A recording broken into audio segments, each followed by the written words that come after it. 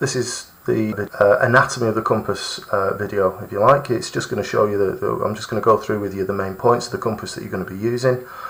Basically, a compass measures angles. It's a little bit like a bit of a glorified souped up protractor. What we're going to use it for is measuring what we call a bearing, and a bearing is quite simply an angle between where you are on the map and where you want to get to. Okay. One of the first things that we need to know about the compass is, obviously, we've got here a straight edge along this side. I'm pointing to this one in particular. I'll come to that with the reason in a moment. But basically, you'll lay down the compass on the map from the point that you're at to the point that you're going to. Now, whether that is, in this case, straight up, or whether it's to the side that way or to the side that way, will obviously depend upon the route that you're walking on. So that's the straight edge. Along that straight edge, there are some markings. These markings on the left-hand side are very, very useful, very important.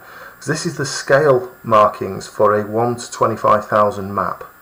We'll go through scale later, but a 1 to 25,000 map is the map that we will be using as part of the Duke of Edinburgh's award this year. Basically, this scale from 0 to 1, that measures 1 kilometre.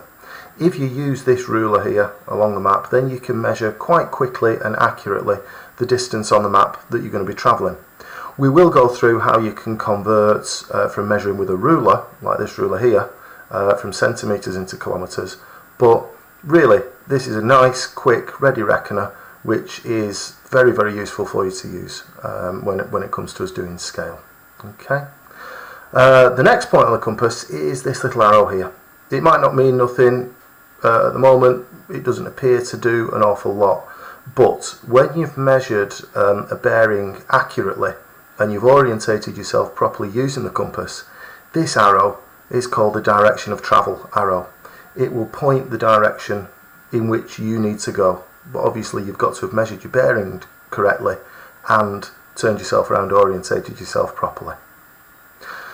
The main part of the compass here, we've got a number of different arrows. I just want to point your attention first of all to this arrow here, which you might notice is moving ever so slightly.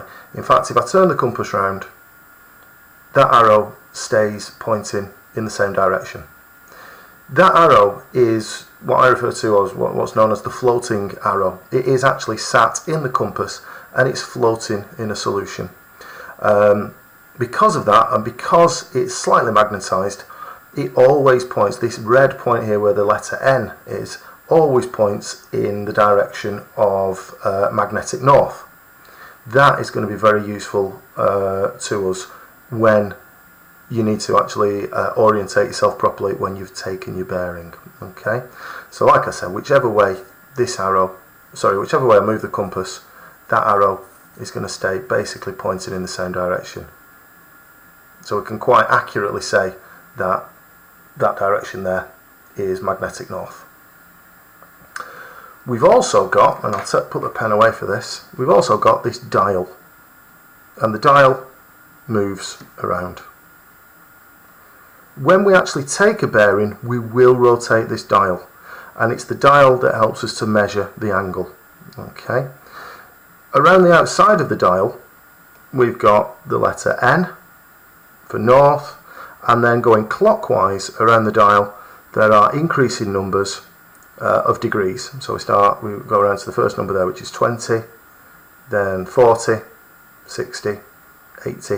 When we get to 90 degrees, which is of course a right angle, if we're talking mathematics, then that doesn't have a number against it. It's got the letter E, because that would be due east. Again, increasing numbers around to 180 degrees, which is actually marked on here as S for south, round again to W for west, and then back around to N.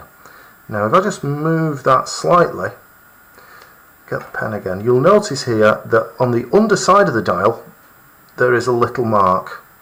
When you move the dial around, that mark stays where it is, because when you measure your angle, when you measure your bearing, that is the point where we're going to measure where we're going to take our reading from. So that little mark there on the compass is very, very important. It actually looks, because I'm shooting this at a little angle, it actually looks like it's not quite. Let me just get it rotated. That's actually flush on now. So you can actually see there that that mark there actually corresponds there with that black line, which also corresponds with the direction of travel arrow. Okay. So I'll move that back around there to north. Also on the dial, you'll notice in the middle here there is a red arrow here and some red parallel lines. Let me just get those there. And there's also some black parallel lines.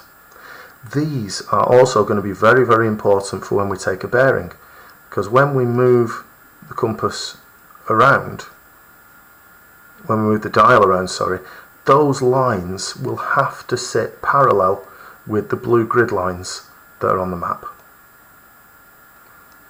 So just to recap, the 5 key points for our compass anatomy are: we've got the straight edge here. Along that left straight edge we've got the scale line for the 1 to 25,000 map. We've got our all important direction of travel arrow.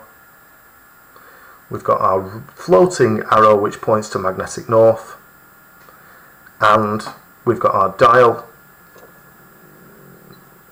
there, which also has on it, of course, the degrees, and within the dial there are also some lines and arrows which we will need to use.